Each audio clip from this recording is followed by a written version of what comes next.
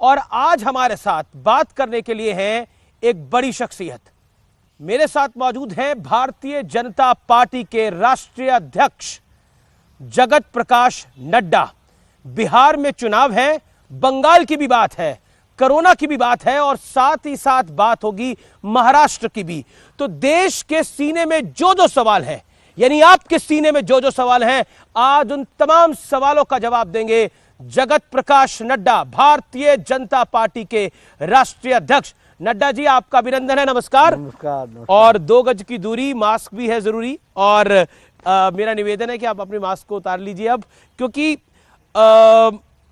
बिहार में चुनाव चल रहा है और आप कई सारी रैली में भी गए।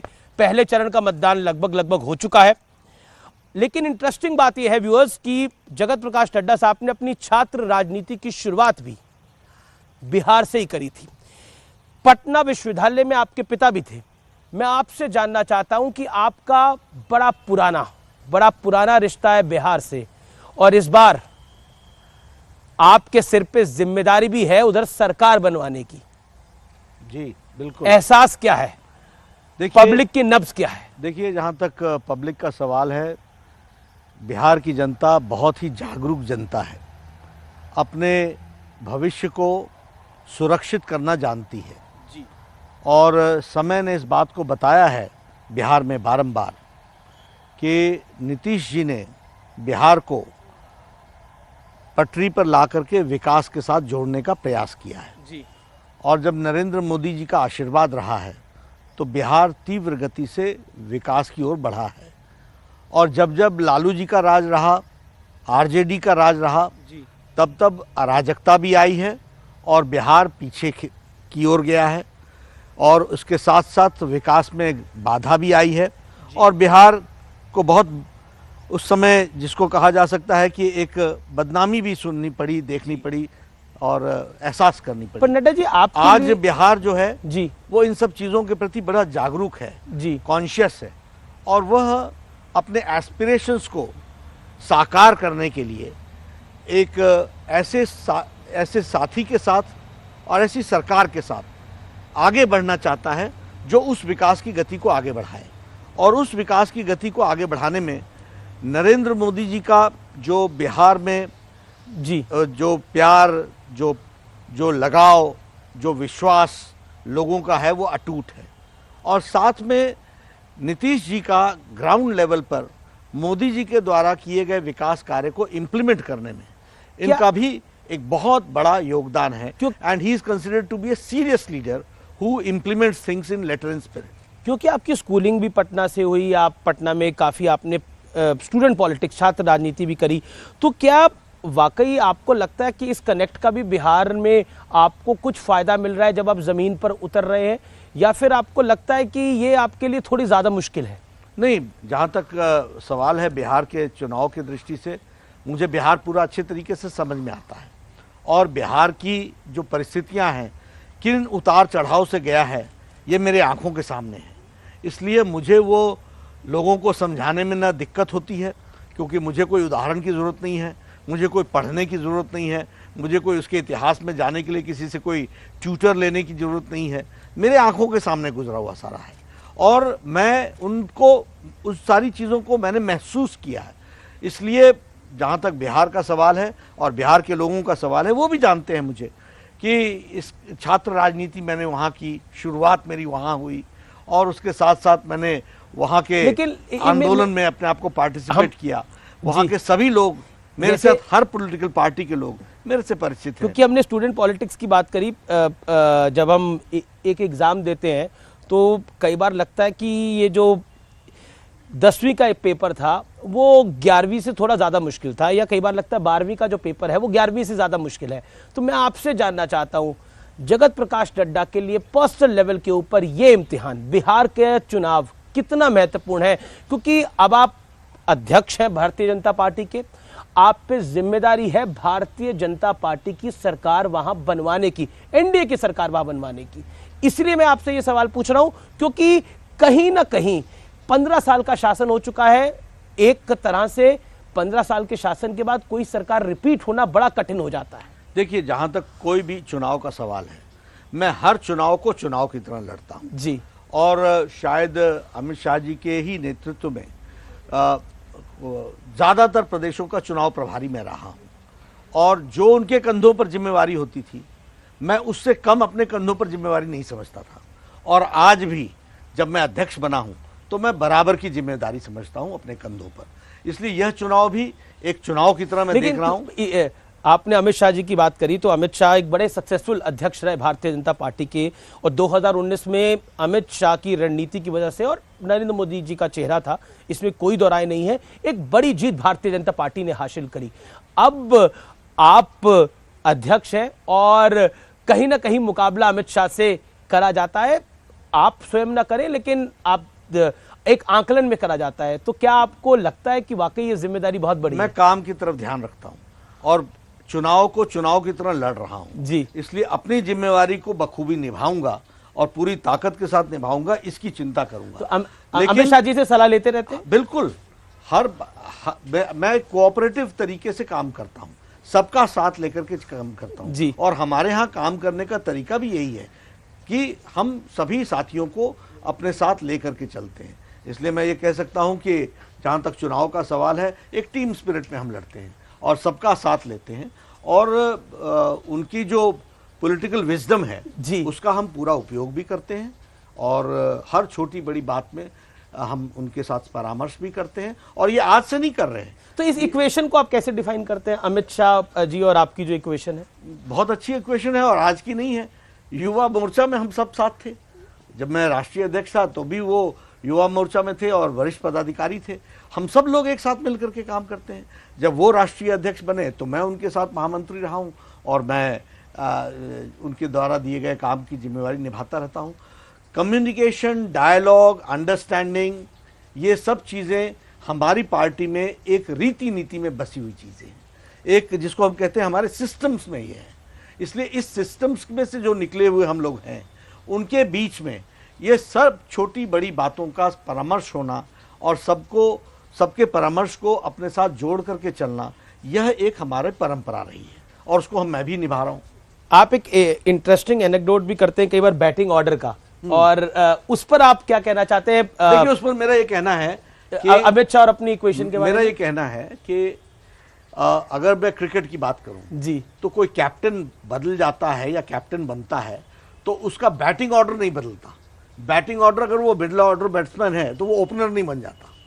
उसी तरीके से फुटबॉल में जी, कोई अगर सेंटर फॉरवर्ड खेलता है और कोई फुल बैक पे खेलता है तो वो अगर फुल बैक कैप्टन बन जाए तो वो सेंटर फॉरवर्ड में जाकर के खेलता नहीं है जी। इसलिए हमारे पार्टी में भी कैप्टन बदल सकते हैं लेकिन उनके कार्यशैली और कार्य के अनुसार जो काम दिया जाता है वो उसी तरीके से काम करते हैं। अमित शाह हमारे सेंटर फॉरवर्ड पहले भी थे, आज भी हैं।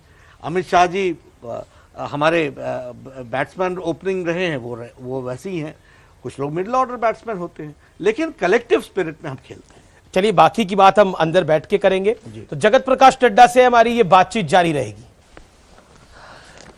नड्डा जी, मेरा अगला सवाल आपसे ये है कि आपकी रैलीज को मैंने देखा, आपके भाषणों को मैंने सुना, आप लगातार बिहार के चुनाव प्रचार में महागठबंधन पर निशाना साध रहे हैं। आप कह रहे हैं कि ये अपवित्र रिश्ता है, ये अस्वाभाविक गठबंधन है, क्यों? देखिए, जब मैं ये कहता हूँ कि ये अस्वाभाविक रिश्ता है, वो इसलिए कि जिस तरीके का गठबंधन है जी, उस गठबंधन में कोई भी चीज़ सिवाय इसके कि सत्ता पाने की लोलुपता है, सत्ता पाने की इच्छा है, इससे ज़्यादा और कुछ नहीं है। देखिए,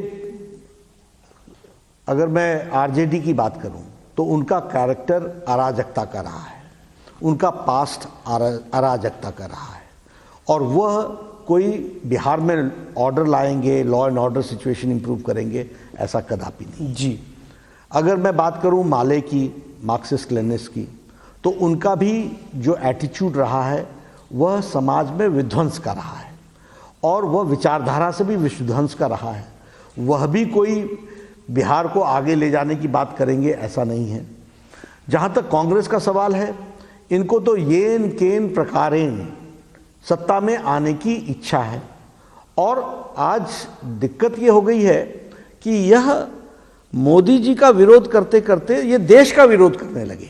सारा देश कोरोना में मोदी जी की तारीफ कर रहा है, सारे देश, दुनिया तारीफ कर रही है। वर्ल्ड हेल्थ ऑर्गेनाइजेशन ने कह दिया, यूएन के सेक्रेटरी जनरल ने कह दिया कि बहुत अच्छा मैनेजमेंट हुआ है।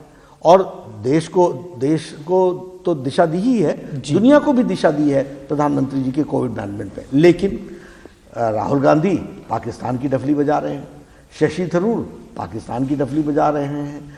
हमारे कांग्रेस और आरजेडी कह रहे हैं कि देखिए भारतीय जनता पार्टी के पास विजन नहीं है कोई, जेडीयू के पास तो कोई विजन नहीं है और इसीलिए ये पाकिस्तान की बात कर रहे हैं, ये मुद्दों को डिरेल करने की बात कर रहे हैं। प्रधानमंत्री भी धारा 370 की बात कर रहे हैं, ये नहीं बता रहे कि 15 साल में उनके शासन ने क्या किया। आपने भी अपनी एक रैली में बोला कि ये पाकिस्तान की तारीफ करते हैं, आपने राहुल गांधी और शशि थरूर का जिक्र करते हुए कहा। देखिए दोनों इश्यूज कहते हैं, मैं सब बातें करता हूं। मैं अपने भाषण में 1,25,000 करोड़ रुपए बिहार का पैकेज जो 2015 में अनाउंस किया था जी, उसके मैं आंकड़े गिनाता हूं कि 1,25,000 करोड़ के ऊपर 40,000 करोड़ और दिया है। तो आपकी हम विकास के बारे में भी पूरी बात अच्छे से समझाते हैं। लेकिन बिहार भारत का राज्य है और बिहार के लोग राष्ट्रवादी तरीके से सारी चीज़ों को सोचते समझते रहे हैं। उनके लिए धारा 370 भी उतना ही महत्वपूर्ण है, उनके लिए राम जन्मभूमि भी उतना ही महत्वपूर्ण है, उनके लिए नेशनल एस्पिरेशंस भी उतना ही महत्वपूर्ण है और उन्होंने इस पर हमारे को सपोर्ट किया है। इसलिए यह विषय भी उन तक पहुंचाना, इसकी डिलीवरी करना। कौन सा बिहार का बच्चा था जिसने नहीं कहा कि एक देश में 2 निशान 2 विधान 2 संविधान नहीं चलेगा? और उनको ये क्यों नहीं बताना कि अब देश में 1 विधान 1 प्रधान 1 संविधान हो गया है मोदी जी के नेतृत्व में? तो दिस इज एन इशू और इस इशू को हम ये बीजेपी का कोर इशू था। जनसंघ की स्थापना जब हुई थी तो श्यामा प्रसाद मुखर्जी ने इस विषय को उठाया था, तो इसको हम क्यों नहीं बोलेंगे? लेकिन 370 पे तो आपने पी चिदम्बरम ने जो ट्वीट करा वो आपने देखा ही है, उसका जिक्र प्रधानमंत्री ने भी अपनी रैली में किया। जो महबूबा मुफ्ती ने बोला है कि तिरंगा मैं छूंगी नहीं जब तक 370 नहीं हटेगा। क्या आपको लगता नहीं है कि एक तरफ बिहार में चुनाव है जिस पे नौकरी और विकास की बात हो रही है, दूसरी तरफ ये सब मुद्दे भी हैं? देखिए इसमें बहुत गहराई से जाने की जरूरत है। कांग्रेस ये महबूबा मुफ्ती और चिदम्बरम पे आप क्या कहते हैं? कांग्रेस इन विषयों को, और पी चिदम्बरम हो चाहे महबूबा मुफ्ती हो, ये इलेक्शन के टाइम ये इश्यूज क्यों उठाते हैं? इनका उद्देश्य क्या है? इनका उद्देश्य वोट बैंक की राजनीति करना है। लेकिन भारत की जनता और भारत का समाज एकजुट है और कश्मीर से कन्याकुमारी तक भारत एक है और भारत के सोशल फैब्रिक को एक रखना ये हमारी जिम्मेवारी है। शशि थरूर ने लाहौर फेस्टिवल में बोला कि ये भारत में मिनॉरिटीज अकलियतों को तकलीफ हो रही है। ये इनका कैरेक्टर है, ये चुनाव से पहले यही तो करते हैं। इनको इनके पास कोई इशू नहीं है, देश को आगे बढ़ाने के लिए कोई इशू नहीं है इनके पास। इन्होंने देश को बांट के ही इतने साल राज किया। वो कहते हैं कि और मोदी जी ने भारत की राजनीति का चाल चरित्र और संस्कृति बदल डाली है। अब रिपोर्ट कार्ड की संस्कृति हो गई है, विकास की संस्कृति हो गई है। तो तेजस्वी यादव आप लोगों से आपकी रिपोर्ट कार्ड मांग रहे हैं। वो कह रहे हैं कि Bharatiya Janata party report card दे, प्रधानमंत्री रिपोर्ट कार्ड दे, जेपी नड्डा रिपोर्ट कार्ड दें, अमित शाह रिपोर्ट कार्ड दें आकर कि 15 साल में क्या कुछ हुआ है। ऐसा है, you can bring horse near the water, you can't force him to drink. आप किसी की आंखें ठीक कर सकते हो, विजन नहीं दे सकते हो। वो कह रहे मैं 10 लाख नौकरी दूंगा। वो तो मैंने तो उनसे पूछ लिया कि 10 लाख नौकरी आप कैसे दोगे, और आपने 10 लाख से ज्यादा तो आपके पिताजी ने पलायन करा दिया है बिहार से। इस पर आप माफी क्यों नहीं मांगते बिहार की जनता से? आपको बिहार की जनता से माफी मांगनी चाहिए। आज आप तैयार होकर के 10 लाख नौकरी की बात कर रहे हो, 10 लाख से ज्यादा आपके समय में लोग पलायन करके गए हैं बिहार से। क्या जवाब है आपके पास? और आपके पिताजी इसको यूएसपी समझते थे, और अगर वो गलत थे तो बेटा माफी मांगे ना। क्यों नहीं माफी मांगी अभी तक आप? पर तेजस्वी को और ग्राउंड पे ऐसा लग रहा है कि कहीं ना कहीं नौकरियों का मुद्दा जो है वो कहीं ना कहीं एक पकड़ दिखा रहा है पब्लिक के बीच में। और नीतीश का जो 15 साल का शासन है, क्योंकि 15 साल की गवर्नेंस के बाद एक एंटी इनकम्बेंसी हो जाती है, उसका नुकसान आपको हो सकता है, यानी आपकी गठबंधन। देखिए बिहार का एक एक व्यक्ति विकास को उसने महसूस किया है। आप किसी भी शहर में चले जाइए, फ्लाईओवर बन रहे हैं, फ्लाईओवर बन गए हैं, ओवर ब्रिजेस बन रहे हैं, हाईवेज बन रहे हैं। कोई ऐसा बड़ा छोटा शहर नहीं है जो हाईवे से कनेक्टेड नहीं है। इसलिए लोगों को विकास दिखा है। लोगों को यह भी दिखा है कि स्कूल की बच्चियां पोशाक पहन करके, स्कूल ड्रेस पहन करके, साइकिल पर बैठ करके वो स्कूल जा रही हैं। ये बच्चियों का स्कूल जाना ही नहीं है, ये बिहार की महिलाओं का, बहनों का सम्मान है जो एक बदलता बिहार को दिखा रहा है। और ये सब लोग जानते हैं। और जहां तक तेजस्वी का सवाल है, ये इलेक्शन के समय के राजनीतिक प्राणी हैं। मैं आपसे पूछता हूं, 2019 में इनकी विधानसभा में इनकी हाजिरी दिखा दीजिए, लीडर ऑफ ऑपोजिशन थे। इनका बजट सेशन में हाजिरी दिखा दीजिए, नॉट ए सिंगल डे। इसलिए ये पॉलिटिकल टूरिस्ट हैं, चुनाव के समय आते हैं, भाषण देते हैं, लुभावने नारे देते हैं, लोगों को बरगलाने की कोशिश करते हैं। एक फिक्स्ड तरीके के लोग हैं जो इनके सपोर्ट में आते हैं और उसके बाद चुनाव हारने के बाद। आपने इंटरेस्टिंग बोला, एक फिक्स्ड तरीके के लोग हैं जो इनके समर्थन में आते हैं। प्रधानमंत्री ने भी एक रैली में कहा, प्रधानमंत्री ने कहा कि कहीं ना कहीं ये लोग नौकरी की बात कर कर उससे पैसा कमाने की बात करते हैं। देखिए, मैं फिर कहना चाहता हूं कि यह लोगों को बरगलाने का, गुमराह करने का हमेशा योजना बनाते हैं। इनके हाथी के दांत खाने के और हैं और दिखाने के और हैं। ये हमेशा लोगों को बरगला करके, गुमराह करके, वोट लेकर के अपना राजनीतिक स्वार्थ सिद्ध करने की कोशिश करते हैं और जब वो सिद्ध नहीं होता है तो वापस चले जाते हैं। तेजस्वी यादव ने हाल ही में एक भाषण दिया कि जब लालू यादव का राज था, मैं उनके शब्दों में बोल रहा हूं, आपके जब लालू यादव का राज था तो गरीब बाबू साहब के आगे सीना तान के चलता था। देखिए, इससे आप क्या मतलब? देखिए, सामाजिक न्याय और समाज में सब लोगों को बराबर का दर्जा मिले, ये आवश्यक भी है और इसके लिए भारतीय जनता पार्टी कमिटेड भी रही है, सबका साथ, सबका विकास, सबका विश्वास लेने में। लेकिन हम चुनाव में इन भाषाओं को बोल करके समाज को विभाजित नहीं करते, समाज को खंडित नहीं करते, क्योंकि इनका उद्देश्य समाज को खंडित करने का है, इनका उद्देश्य समाज में द्वेष पैदा करने का है। हमारा उद्देश्य सामाजिक न्याय लाने का है, सबका साथ, सबका विकास, सबका विश्वास लेने का है। क्योंकि लालू यादव ने 1990 में नारा दिया था, भूरा बार साफ करो। देखिए, मैं आपको फिर बताऊंगा, यानी भूमियार, राजपूत, ब्राह्मण, लाला, इन्होंने कास्ट लाइन पर ही समाज, लाला यानी कास्ट, इन्होंने कास्ट लाइन पर ही समाज को डिवाइड करके राज करने का प्रयास किया है। विकास इनका एजेंडा कभी नहीं रहा है। क्या ये न इनका एजेंडा रहा है, न ही इनको विकास में विश्वास है। क्या आपको मैं बताऊं, आरजेडी अपनी स्ट्रेंथ, लालू प्रसाद यादव कहते थे कि सड़क आ जाएगी तो तुम लोगों के पास पुलिस पहुंच जाएगी, ये उदाहरण देते थे। तो आप समझ सकते हैं कि किस तरीके से इन्होंने बिहार को पिछड़ेपन के साथ जोड़कर रखा है। क्या आरजेडी अपनी पॉलिटिकल भाषा में इसको स्ट्रेंथ कहा जाता है? उनका स्ट्रेंथ है मुस्लिम यादव समीकरण, MY समीकरण, जो उत्तर प्रदेश में आप सपा का स्ट्रेंथ भी मान सकते हैं, मुस्लिम यादव समीकरण। क्या आपको लगता है उसी को कहीं ना कहीं कंसोलिडेट करने के लिए बाबू साहब की बात करी? क्योंकि पूर्वांचल में और बिहार में, उत्तर प्रदेश में बाबू साहब एक कास्ट के साथ डिनोट होता है। देखिए, ये लोग समाज को खंडित करके चुनाव की राजनीति में अपना वर्चस्व बनाने की कोशिश करते हैं। जैसे आपने MY कहा, मैं उससे आगे कहता हूं, ये MY वो नहीं है, ये MY माय है जी, मी एंड माय, मैं और मेरा परिवार। इससे ज्यादा दूर ये नहीं सोच पाते हैं। इनका पूरा इतिहास उठा करके देख लीजिए, सिवाय अपने परिवार के लिए और अपने लोगों के लिए करने के सिवाय इन्होंने किया क्या है? किसी को MP बनाया, किसी को कुछ बनाया, ये माय है, सिर्फ मी एंड माय। वो एक और बात कहते हैं, कहते हैं ये नीतीश कुमार अब थक चुके हैं। बिल्कुल नहीं, अनुभवी हुए, वो अनुभवी हैं। उन्होंने जो काम किया है, जिस तरीके से एडमिनिस्ट्रेशन को चलाया है, ये नीतीश कुमार के बराबर का अनुभवी प्रशासक बिहार के नेतृत्व में, Nitish Kumar and Sushil Modi, they are the most experienced leaders in administrative capacity. ये हमको ध्यान में रखना है। लेकिन और थकावट हुई है जी, थके हैं। कौन थके हैं? आरजेडी थकी है। कौन थके हैं? लालू परिवार थका है। लेकिन कौन थके हैं? तेजस्वी थके।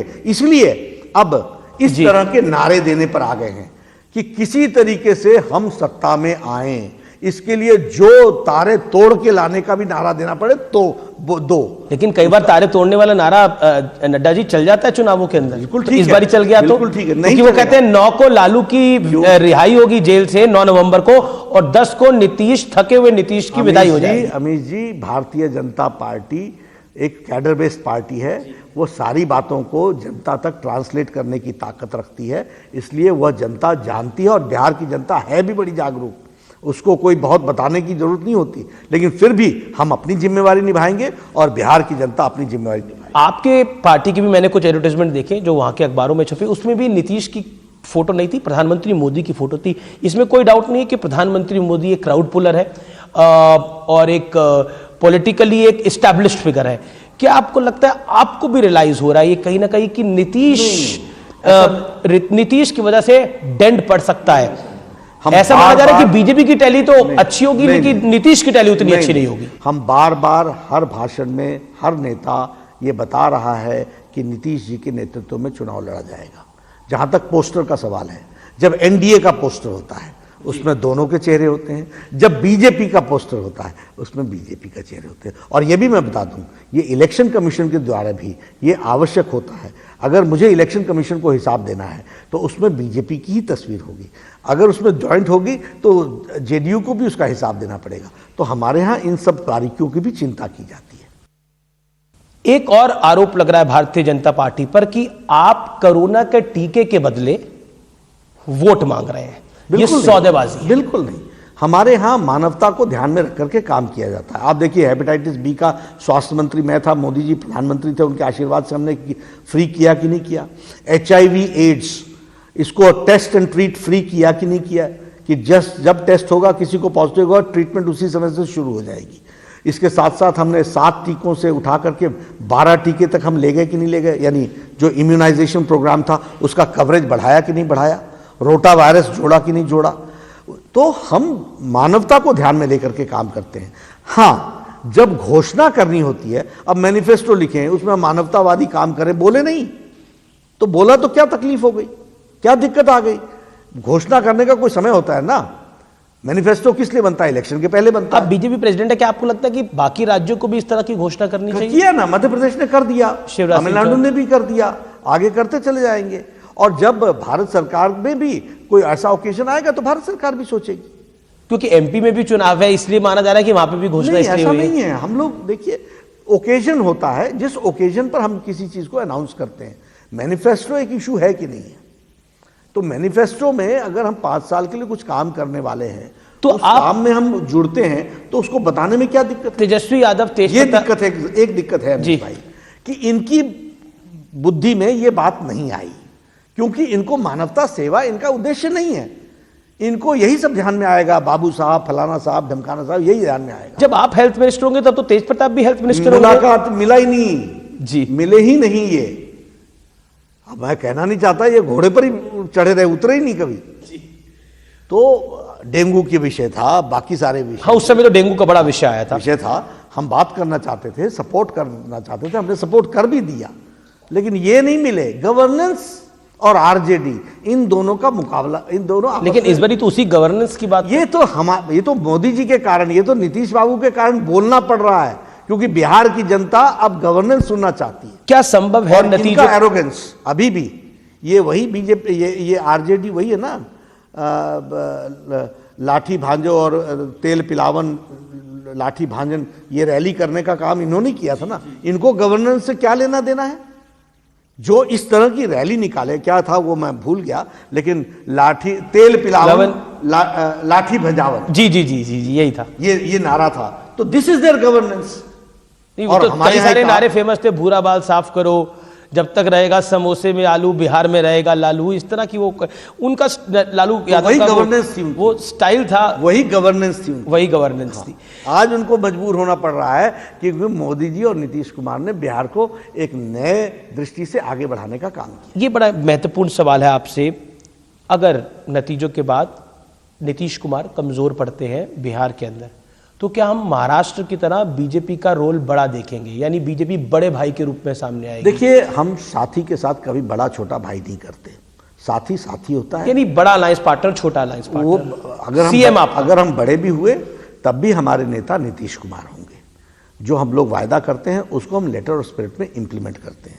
इसलिए, और जहां तक नतीजे आ रहे हैं अलायंस के, आपने देखा होगा मीश जी, वो नतीजे बड़ी क्लियर कट मेजॉरिटी हमको दे रहे हैं। और ये 15 दिन पहले के हैं, जो ओपिनियन पोल आ रहे हैं, जो ओपिनियन पोल्स आ रहे हैं।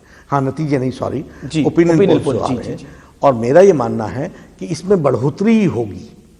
और नीतीश जी की, अब कह रहे हैं ऐसा फिलहाल कुछ नहीं है, क्योंकि ये कंफ्यूजन इसलिए हुआ माननीय नड्डा जी, ये कंफ्यूजन इसलिए हुआ क्योंकि चिराग पासवान जो कि एलजेपी के अब अध्यक्ष हैं, राष्ट्रीय अध्यक्ष, उन्होंने कहा कि मैं नरेंद्र मोदी का तो हनुमान हूं और नीतीश कुमार को मैं सीएम देखूंगा नहीं, और अगर हमारी सत्ता में भागीदारी हुई तो मैं नीतीश को जेल भेजूंगा। देखिए, मैं फिर कहता हूं, भारतीय जनता पार्टी अपने अलायंस पार्टनर के साथ ईमानदारी और पूरी शिद्दत के साथ चुनाव लड़ती है। हमारे अलायंस पार्टनर्स हैं बीजेपी, जनता दल यूनाइटेड, हम पार्टी और वीआईपी पार्टी। और हम यही चार लोग, यही चार पार्टियां के लिए कैंपेन भी कर रहे हैं और यही जीतेंगे, यही लोग आएंगे।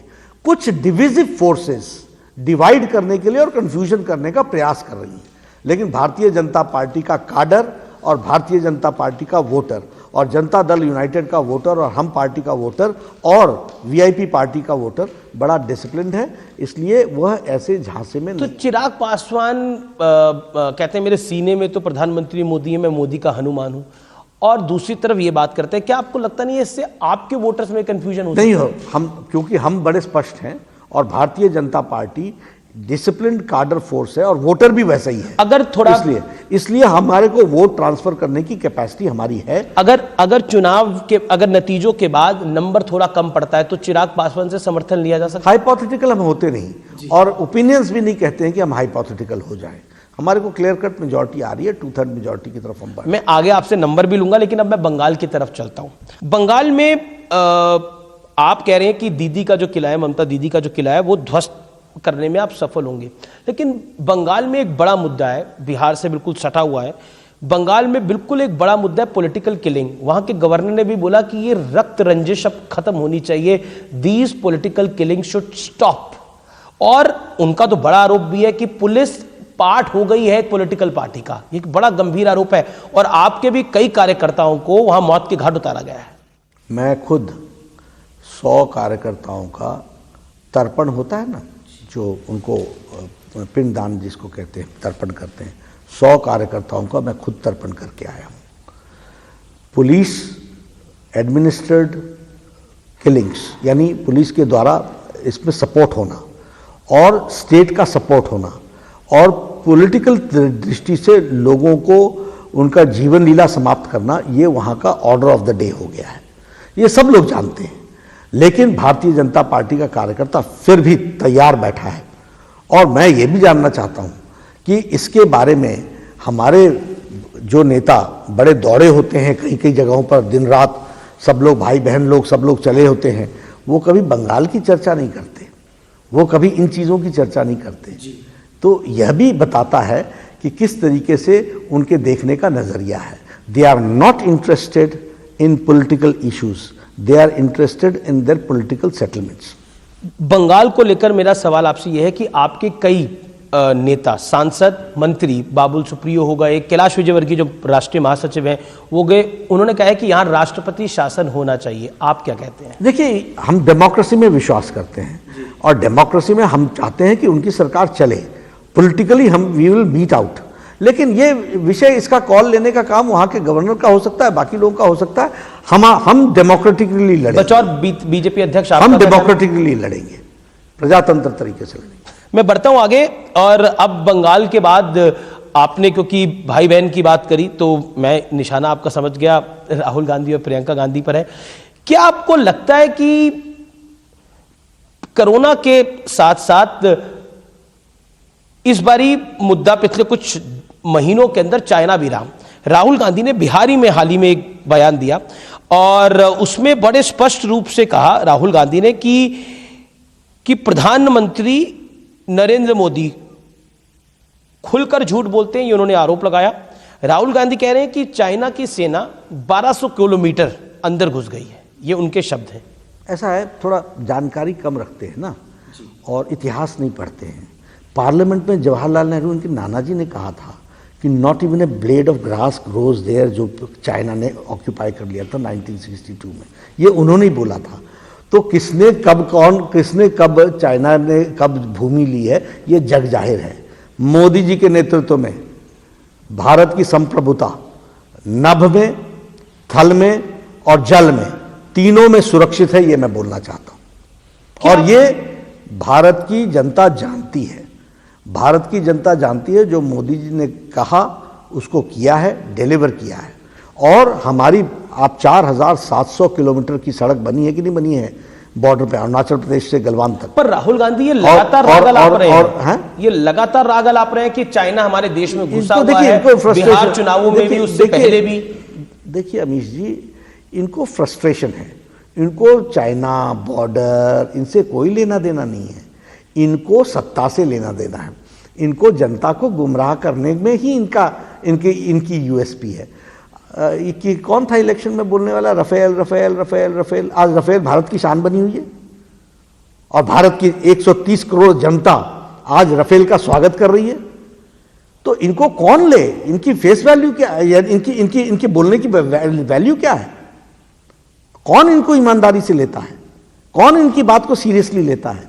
और ये फ्रस्ट्रेशन में आकर के मैंने पहले भी कहा कि यह मोदी जी का विरोध करते करते ये देश का विरोध करने लगे। ये मोदी जी का विरोध करते करते पाकिस्तान की तारीफ करने लगे हैं और भारत को कटघरे में खड़े करने लगे। उमर अब्दुल्ला ने तो यहां तक बोल दिया कि अगर कह रहे हैं कि 370 सिर्फ चीन ही वापस दिला सकता है, यहां तक उन्होंने बयान दिया। यही तो ये फ्रस्ट्रेशन है, दिस इज फ्रस्ट्रेशन। देखिए, लीडर की पहचान, चाहे कांग्रेस हो, चाहे तेजस्वी हो, चाहे उमर अब्दुल्ला हो, चाहे बाकी हो, हम लंबे समय तक अमीर जी विपक्ष में रहे हैं जी। हम फ्रॉम माई यंगर डेज, और हमारे को खोने के लिए सब कुछ था, पाने के लिए कुछ नहीं था। और हम कभी पाने के लिए नहीं गए, हम इश्यूज पर लड़े। और विपत्ति काल में जो आदमी बैलेंस रख सकता है वही राष्ट्रभक्त हो सकता है। ये नहीं होता कि जब आपको राजनीतिक दृष्टि से आप कहीं नुकसान में पड़ जाएं, राजनीतिक दृष्टि से आपको फायदा न मिल रहा हो, तो आप देश विरोधी विषय को उठाने लग जाएं। तो ये आपके बैलेंस, जो पॉलिटिकल मैच्योरिटी की आवश्यकता होती है, उसकी कमी दिखती है। अब राहुल गांधी और इन सब की कमी दिखती है। ये जो राहुल गांधी और तेजस्वी यादव का पॉलिटिकल कॉम्बिनेशन है, मैं बिहार पर सवाल पूछ रहा हूं आपसे, क्या आप इसको कैसे आंकते हैं? क्योंकि कुछ नहीं है, राष्ट्रीय मुद्दे कुछ नहीं है। जनता ने नकार दिया है, जनता इनको घर बैठाने के लिए आतुर है, जनता इनको घर बैठाने के लिए तैयार है। ये बेचारे फ्रस्ट्रेशन के कारण यह लोग कोशिश कर रहे हैं कि किसी तरीके से कोई नारा, कोई इस तरीके से कोई लोगों को लुभाने का, कोई गुमराह करने का तरीका निकाला जाए। प्रधानमंत्री ने अपनी रैली में कहा कि तेजस्वी यादव जो है वो जंगल राज के युवराज है। क्या आपको लगता है कि भारतीय जनता पार्टी, प्रधानमंत्री भी, आप भी, अमित शाह भी, नीतीश कुमार भी कहीं ना कहीं उसी जंगल राज की बार बार याद दिला रहे हैं? मैं इसलिए कर रहा हूं क्योंकि ये जंगल राज क्या आप लोग डराना चाहते हैं? डराना नहीं चाहते, ये उनका कैरेक्टर है, ये ट्रेट है। इसके बगैर वो रह नहीं सकते। और इस ट्रेट से ये कभी निकले नहीं है। आपने विपक्ष का नेता बनाया ना, नीतीश जी ने इनके साथ सरकार चलाई ना, क्यों छोड़ी? क्योंकि आरजेडी का कैरेक्टर चेंज नहीं हुआ था जी। उसी तरीके से। और अभी भी देखिए क्या होता है, मैं अमीश जी बताना चाहता हूं, पॉलिटिक्स में और राजनेता के लिए रियलाइजेशन के बाद ही सुधार होता है। जब तक आप रियलाइजेशन रखने का दम नहीं रखते हो, तब तक आप में सुधार नहीं होता। देश में एक और चुनाव है और वो है मध्य प्रदेश का चुनाव। मध्य प्रदेश के अंदर आपको क्या लगता है, क्योंकि कमलनाथ के जाने के बाद, शिवराज सिंह चौहान के आने के बाद पहली बार वो जनता के बीच जा रहे हैं, आपको लगता है उपचुनाव में आपकी पार्टी को जनता का आशीर्वाद मिलेगा? बिल्कुल मिलेगा, अच्छी तरीके से मिलेगा। और लोगों ने मन बना लिया है, नतीजे आएंगे। कमलनाथ कह रहे हैं कि ये भूखा नंगा क्या करेगा। कमलनाथ की पार्टी के एक कैंडिडेट ने कहा, कांग्रेस के कैंडिडेट ने कहा शिवराज सिंह चौहान के बारे में। देखिए, मैं फिर वही बताता हूं कि ये सारी चीजें क्या बताती हैं, ये सारी चीजें उनके पार्टी का कैरेक्टर बताती है, उनके पार्टी की सोच बताती है, उनके पार्टी का फ्रस्ट्रेशन बताती है और उनके बारे में उनका खोखलापन बताती है। मेरा अगला सवाल महाराष्ट्र के बारे में है। उद्धव सरकार पे एक बड़ा आरोप है कि जो कांग्रेस और शरद पवार स्क्रिप्ट लिखते हैं वही असल में दिखाई देता है और पूरी की पूरी स्क्रिप्ट जो है वो शरद पवार लिख रहे हैं और कई तरह की खबरें भी आती रहती हैं वहां से। कभी आपके यहां से कोई शरद पवार की तारीफ कर देता है, कभी शरद पवार प्रधानमंत्री की तारीफ कर देते हैं। क्या कहना चाहते हैं आप? देखिए, मेरा एक ही बात है कि शिवसेना के लिए कि गलत रास्ते पर जाने पर सही जगह पहुंचते नहीं है जी। तो गलत रास्ते चल पड़े। अब उनकी पार्टी का जो होगा वो होके रहेगा। रही बात किसी की तारीफ करने की, किसी की तारीफ न करने की, मैं तो ये मानता हूं कि पॉलिटिकल संस्कृति में अच्छी सभ्य भाषा का इस्तेमाल करना चाहिए, लेकिन इसके साथ साथ अपनी इश्यूज, अपने कोर इश्यूज वो अनकॉम्प्रोमाइज रहने चाहिए। मैं आपसे सीधे तरीके से पूछता हूं कि जो आपने बोला कि शिवसेना गलत रास्ते पे चली गई, क्या अब सही रास्ते पे आएगी? ये उनका नजरिया है। आपको क्या लगता है? नहीं, ये उनका नजरिया। हमने तय कर लिया है कि भारतीय जनता पार्टी अकेले चल करके अगली सरकार अपने दम पर बनाएगी। और वो कब बनेगी? जब चुनाव आएंगे। बीच में हमारे तरफ से नहीं, हम बड़े स्पष्ट शब्दों में कहना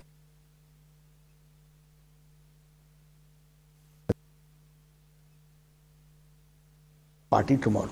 मैं आगे बढ़ता हूं और आखिरकार आपको लगता है कि पिछले कुछ दिनों में देश की राजनीति जिस तरह से आगे बढ़ी है और वहां पर हमने कई सारे मुद्दों को देखा है, पॉलिटिकल डिस्कोर्स, क्योंकि हमने कमलनाथ का भी इमरती देवी वाला बयान देखा और उसके अलावा भारतीय जनता पार्टी के भी कुछ नेताओं के हम बयान देखते हैं, पॉलिटिकल डिस्कोर्स बहुत डाउन गया है और आरोप प्रत्यारोप का स्तर बहुत नीचे गिरा है हर तरफ से। देखिए, मैंने पहले कहा कि फ्रस्ट्रेशन में कौन है? ऑपोजिशन। गाहे बगाहे आरोप लगाना और प्रधानमंत्री जी पर जिस तरह की टिप्पणी करना, ये किसने किया है? रिस्पॉन्सिबल लोगों ने किया है जो ऑपोजिशन में बैठे हैं। तो डिस्कोर्स किसने नीचे किया है? एक बात।